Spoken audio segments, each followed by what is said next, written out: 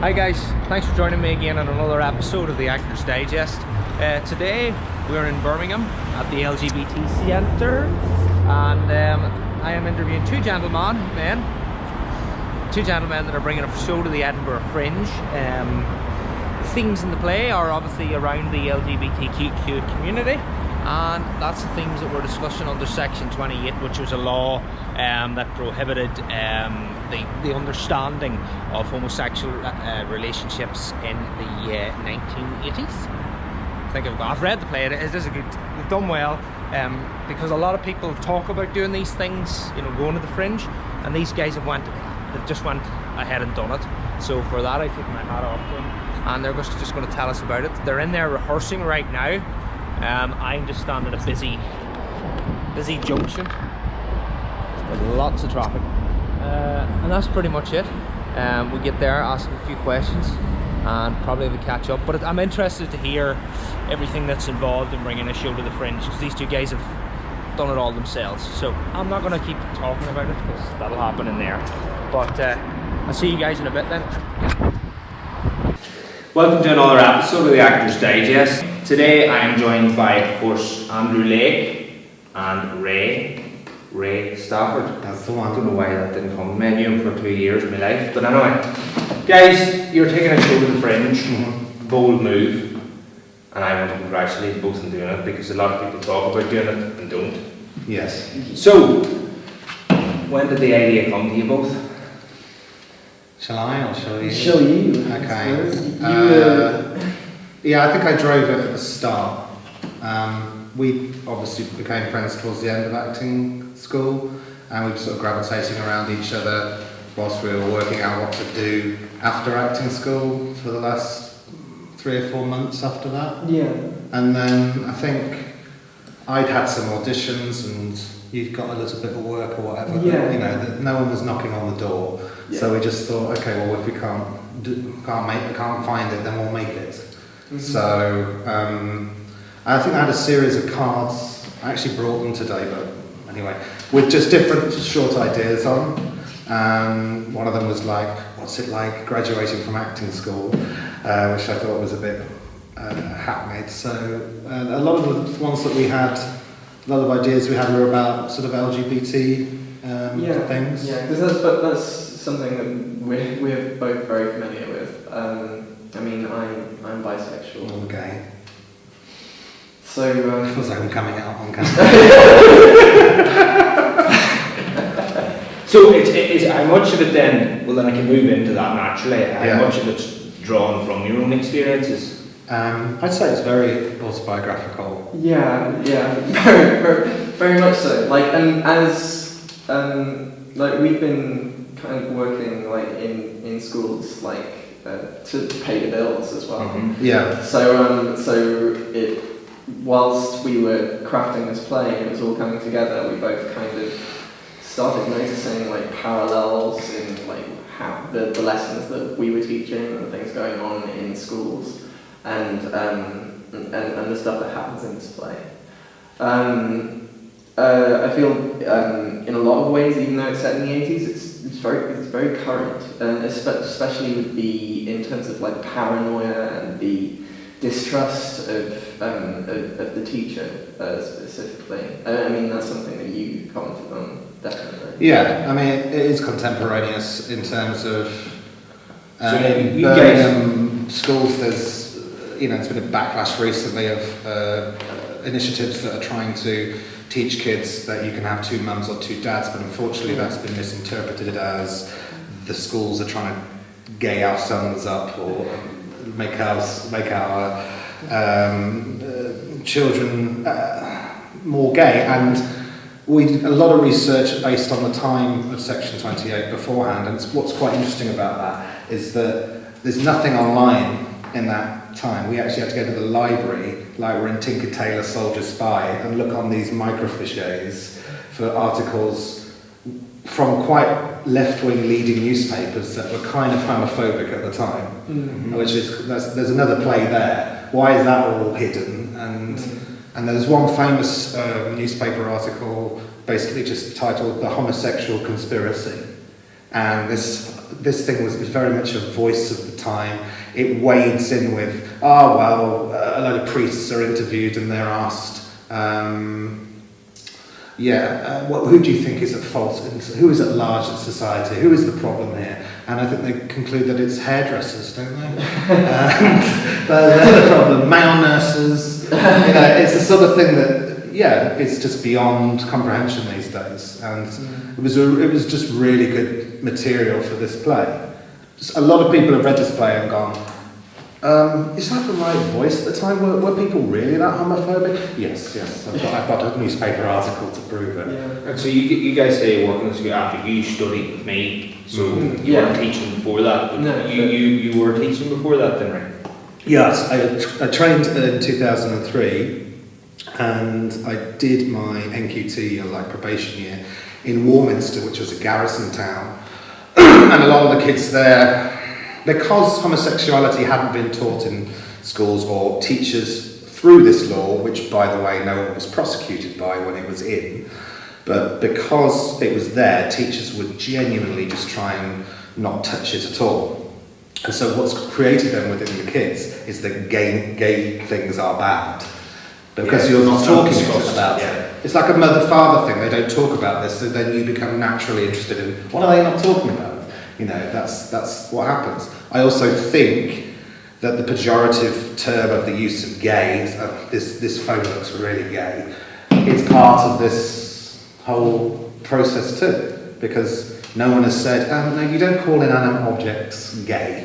They don't have a sexuality. So that's still prevalent within schools today. Do you think part of that, the Section 28, that was the growth spurt? Yeah.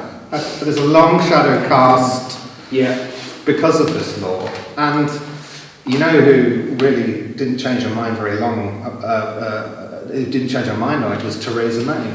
She was very much for this law to protect kids to stay in for as long as possible. Yeah, it's only very recently that she came around and said, maybe my position is not correct. She's good at climbing. She's good at climbing down, isn't she? Anyway, how was the writing process? Who took the lead on that, or what way do you want to? The way that we've written this has been very, I would say, egalitarian. Basically taking turns which one of us is actually at the laptop typing, and usually one of us is typing, the other is dictating, and it just comes out very naturally from that. One of us will throw out an idea, the other one will go, or no, definitely shit. not. Basically, yeah.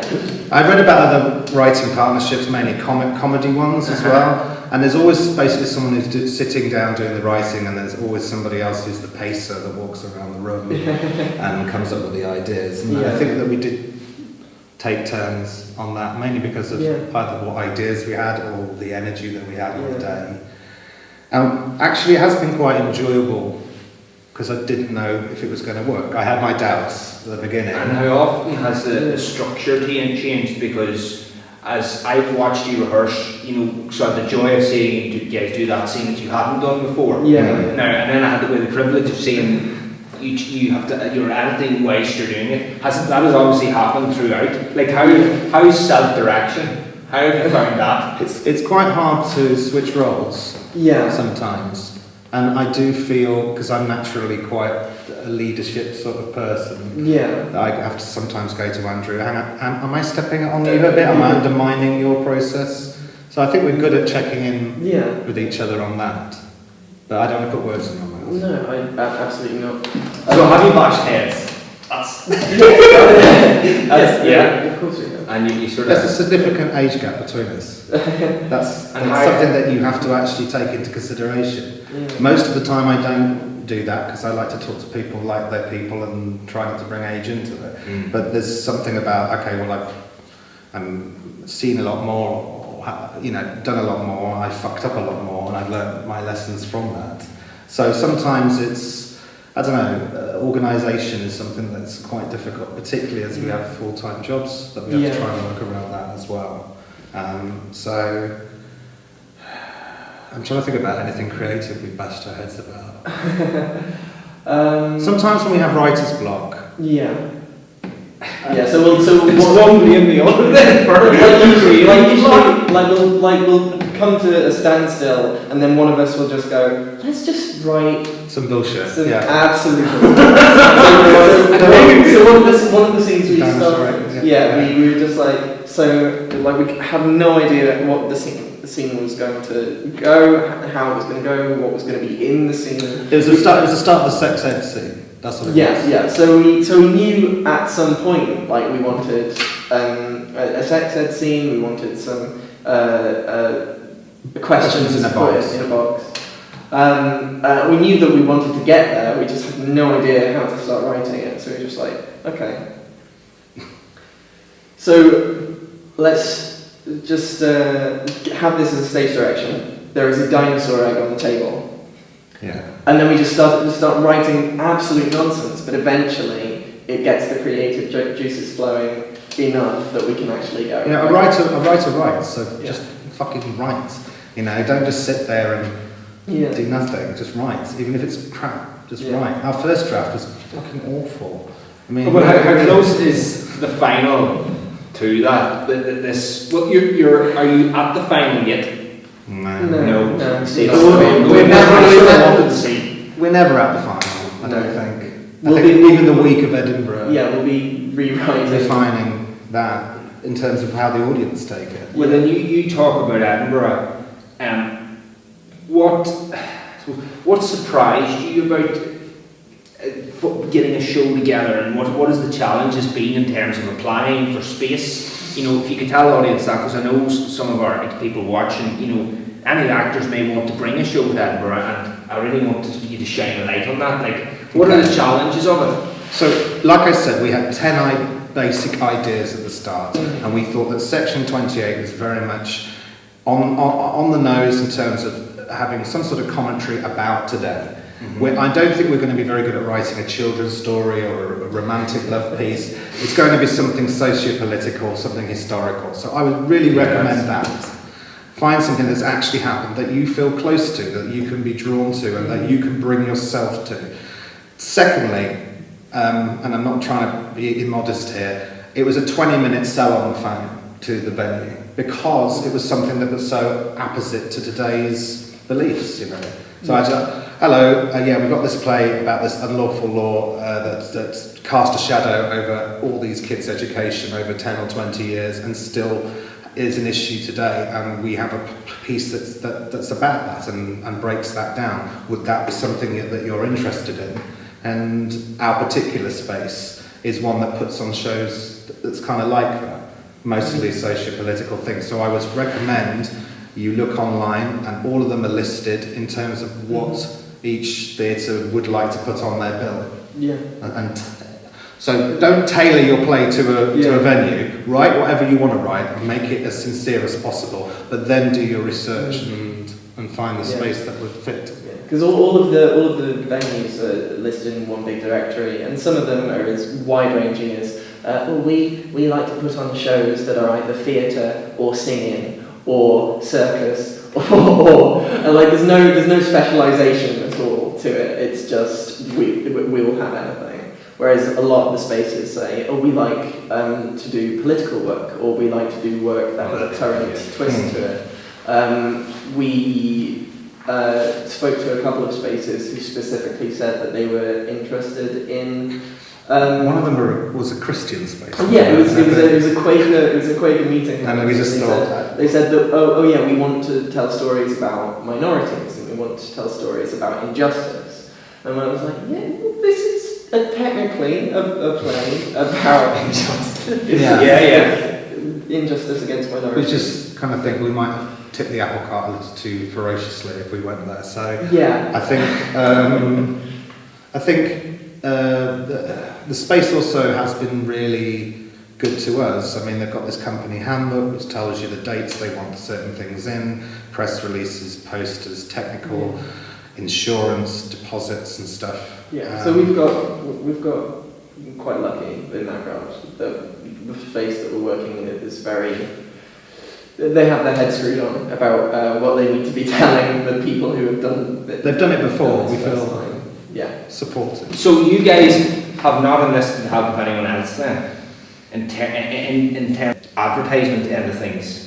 I live with architects who is a designer as well. Yeah. That's So- convenient then. So that's really useful. I also have a really good friend who is on my master's course in the year below, and he's been invaluable at giving us notes back after each draft. Very good, honest notes. Yeah, but really, like, it's not going to anyone in particular. It's use who you know. It's you know, if you have someone who can do design for you, then ask them very nicely. Would you mind giving us a hand with this? If you have someone who's interested in writing, go to them and say, well, we have this play. Are you interested in reading it? I mean, the space that we're in was just a phone call to say, well, our play has LGBT themes, so we're now in the LGBT centre. So, no, we don't work as an island, but it's nice to, I don't know, I have a certain amount of pride that, oh look, we've done this together. Yeah, but then I suppose you're finding the happy medium of pulling people in who help you, and then you helping them a little further down the line or whatever. So what's the plan now for heading up to the Fringe logistically? Have you sorted all of that out? Or am I too early to ask that question? It's not past May really. I mean, we're here rehearsing. So is the set what we see right now, basically? It kind of has to be like 2 chairs and a table, but I'm sure that we either are going to get in touch with the space themselves and say, have you got 2 chairs and a table that we can use? Yeah. And if they haven't, then it will just pop to IKEA once we get to Edinburgh. The same with the posters, for example. I mean, they print them their end, and then we have to be the ones who spend the rest of the day putting them over ourselves and flyering. We've thought about doing some sort of street theatre things like having placards or something, like homophobic placards. Because it is very. I'm sure you guys maybe have you been at the Fringe? Yeah. You have. It is mental. It's mental. Our show is performing on one of the venues on the Royal Mile. So we'll be. Yeah, I was there. Yeah. So we'll be right. We're next to the function tent, basically, the main where you get the flyers and where you get the. The Fringe shop is on. I know where you are. Yeah, pretty central. So we'll just be going right outside the door of our theatre to stage some sort of coup. I don't know. So stop Scottish schools gaying up our kids or stuff like that. I've got no idea. Something maybe like that. I think maybe we should dress like in neon kind of 80s ghetto. Is this one of the times where you go, you shut the heck up? No.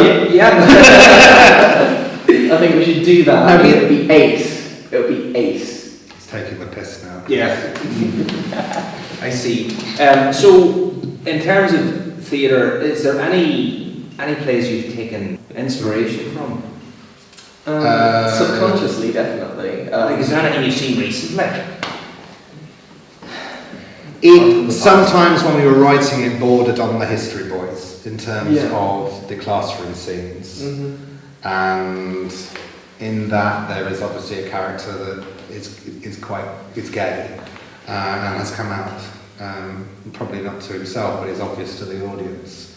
So it's trying not to tell that same story. Yeah. But unfortunately, I do have a grammar school upbringing. We did have an A-level class of kids who wanted to get into Cambridge, and because we were a spitting distance from it. So it's some scenes started to go down that route, and so we had to kind of backtrack.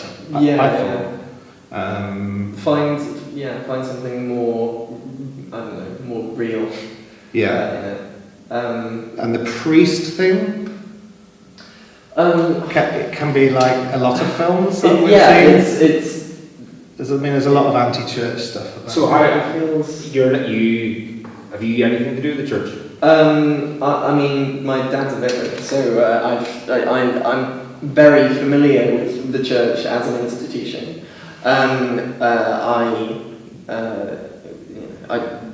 due to a certain element of my distasteful lifestyle, do not, I myself and the church no longer line up, shall we say.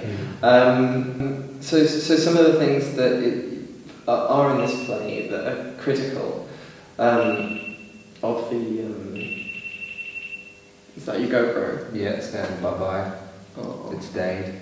Sorry, Andrew, go ahead. So yeah, some of the ways in which this play is critical of the church come directly from my experience. From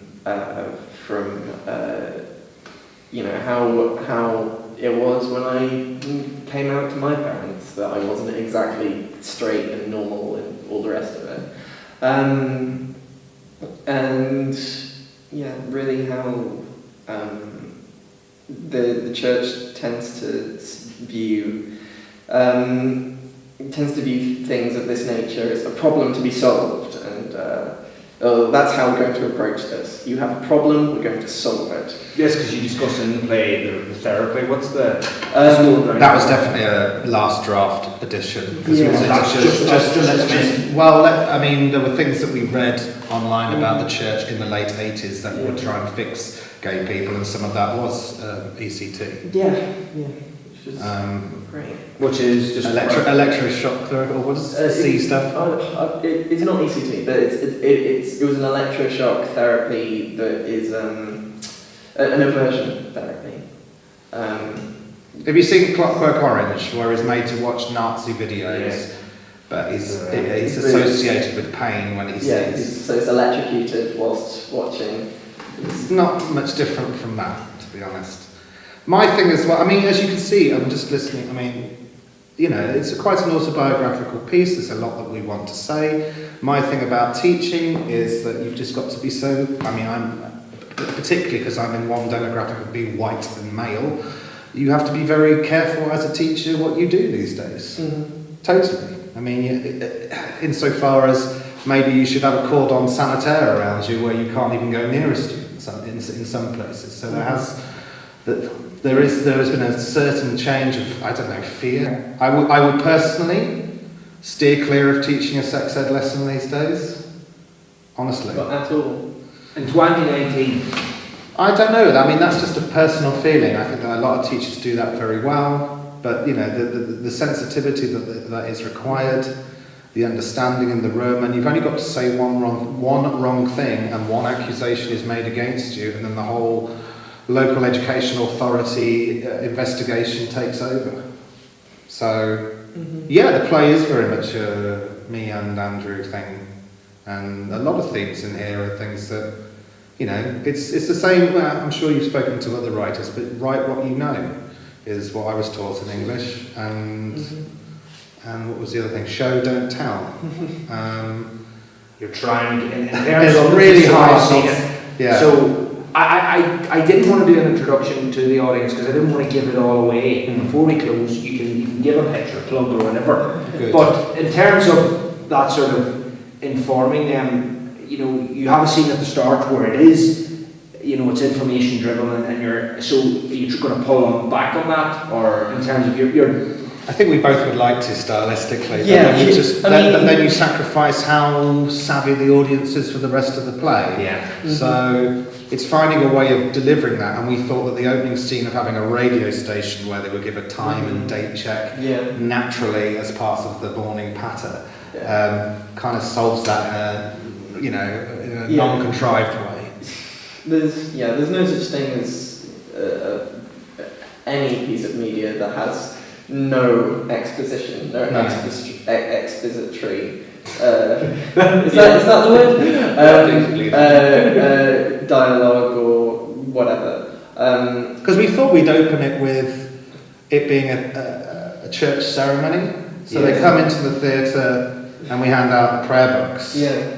And that's going to see those. Something like that. Well, no, we print our own, like with, I don't know, Our Father who art in heaven. Falsehoods. We'd put... heretical. Yeah, exactly. Give people a little souvenir to take home. But that one gesture of creating that conceit just says a lot. It's this time, it's this place, and so it just didn't fit in terms of the story. So having a radio show dump at the beginning works. I mean, we don't think we're the most amazing writers in the world. I don't think. But I think it's hard.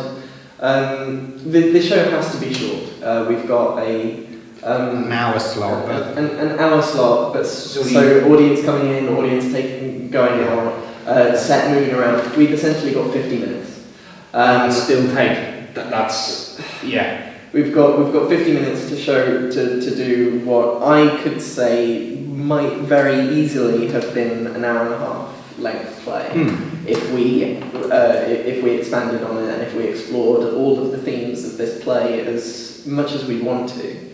And so, in its very essence, because it is a play set in a specific time about a specific law with very specific characters, we need kind of all of that. A lot of that information needs to come in ways that are clunky, that are quite obvious. Like at some points in this play, we're going to be giving historical context to it by playing audio recordings of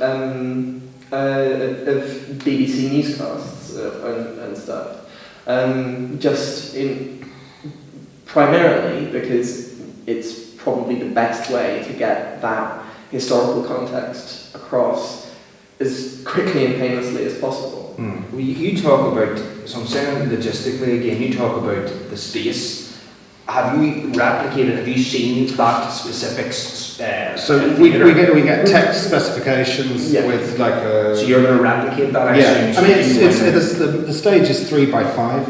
Yeah, so we did have markings. But we know it's basically the size from this pillar down to just the cameras. Yeah. So it's quite a small space, and like we've said 50 minutes, so then that dictates, okay, we can't have a lot of set, we can't have a lot of we can have a lot of lighting cues and stuff because all that can be sent ahead. Yeah. That's not difficult, but we do need to get in touch with the tech team and really.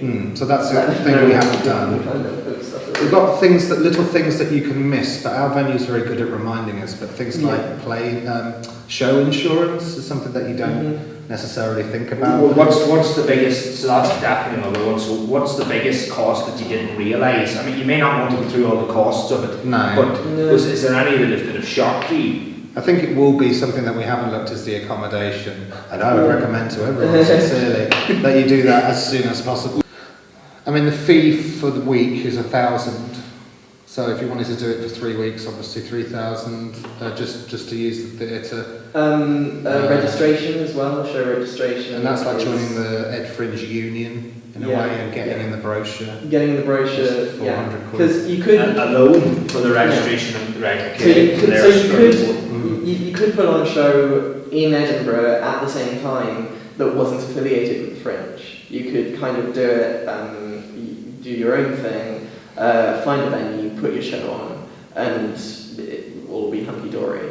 But that way you miss out on the getting your tickets sold through the Fringe box office. You miss out on the Friends of the Fringe kind of union. They give you a lot of workshops about... And it is helpful. It is, it's true. You're joining a union, as it almost is. And they give you... There are talks that they send emails on about how you can promote your show and how to boost your promotion and, what it's like to do a spreadsheet in terms of budgeting. There's also, of course, the free Fringe as well, which I don't think many people talk about, but it goes on along at the same time, and that is exactly what it says on the tin. It is a free Fringe, so you can take anything up there, essentially. But we're kind of going through the whole process of being on the main Ed Fringe stage at the moment, which is, I don't know, are you nervous? No, what do you mean am I nervous? I thought I'd ask. It's May now, so you've got to August. It's We have to ratchet up how often we meet, which is then sacrificing the amount of time we do full-time jobs. I have paternity leave, teaching job to do this next 2 weeks, and I need the money at the moment, so that is where it can get frustrating. And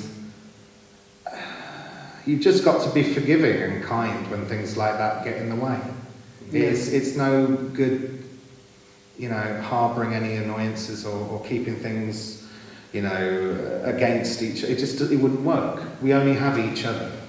This isn't like a cast of 10 people where you can kind of get slightly annoyed with someone and leave them for a bit and then come back. We've only got each other, so you've got to have a lot of strength to kind of park if you're annoyed or pissed off or make sure that you are praising each other and taking the time to, be generous. Yeah. That's what I take away from this experience. Yeah, it takes a lot of patience, a lot of forgiveness, and a lot of willingness to get things wrong. You've got to be open to be vulnerable as well. Yeah, I mean, it sounds cliche. I mean, that's kind of what we were saying about the demonstrating thing. A big part of the process is just being willing to do something and not to worry if it's utter crap, because something else will at least happen you've got because of something it. to work on. Yeah, at least you've got something to work on. I genuinely believe that the biggest cause of writer's block is a writer feeling that I can't write that. No. Writing can also benefit from you getting away from all external sources and things. I read about the Monty Python before they wrote Life of Brian. Mm-hmm. They went to Jamaica for 2 weeks. They had a jolly good time, being on holiday with each other. But the writing, obviously, that's their best film, that it is said. It is the one that has the most cohesion, the one that has the most narrative. It isn't just sketch. Mm-hmm. So we went away to Wales for 1 weekend and basically stayed in the caravan and Phones off. Yeah, for the most part. Yeah, as much as you can these days. But yeah, we've told our respective friends and partners. I even told my mother, "Don't call me. I'm going away. I don't want to be interrupted. This is really important to me." And as well as it being a very enjoyable weekend, we blazed through a third draft of the play, and it was in 2 days. So I asked you then, because I'm conscious we're leaving very soon. Yeah. How has it changed your acting style anyway, or how has it made you adapt? Because you're looking at it from different angles. Yeah. Has it made you work faster learning lines, more switched on in terms of any actions you want to put in? How? Because it's kind of something that we're writing as we go. It feels like when we ad-lib a line, then what we ad-lib it to should be the edit.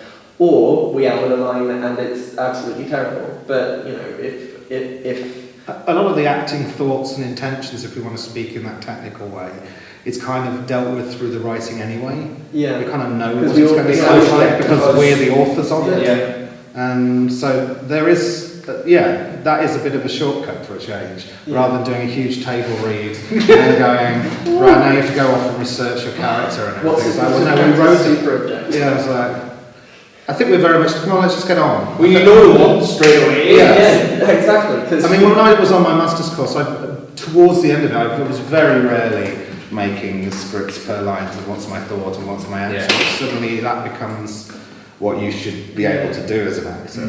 Yeah. And I think when it's a wrong choice on the whole. Yeah. And a good director will just go, okay, try again. They know that you know that it's not working. That's what I feel a good director does. Yeah. They can see that you're wondering. Try it again. Yeah, there's just he or she may not want to point it out specifically. But No. Yeah. I mean, there can be the sort of actor that does that too much and then tries. I just want to try a bit. I just want to improvise, and it's like no. We have a script for a reason. So you have to strike the balance between those two things. Yeah. You've got to have a little bit of freedom, but you've also got to have a little bit of structure. Yeah. And that's a constant, thing that we have in rehearsals to look at. Yeah. That's all I've got to say. Yeah. Andrew, Ray, thank you very much. No problem. Ray's going to give you a pitch. So it's on Space on the Mile, Space 1, Venue 39. We're on the third week in the Edinburgh Fringe. I think that's the 20th to the 25th, but you can go to our Facebook page, section 28, on stage. The play looks at a law that really is a bad law and has, as I've said, cast a shadow over education and perhaps even over the socio-political landscape of the last generation or so. And I think that we tackle that in a very humorous, but also, in a play that's full of character. So please come and see it and bring all your friends, and everybody will really enjoy it, I hope. Yeah, is that good enough? Yes, that's good. Thanks very much, guys. Thank you.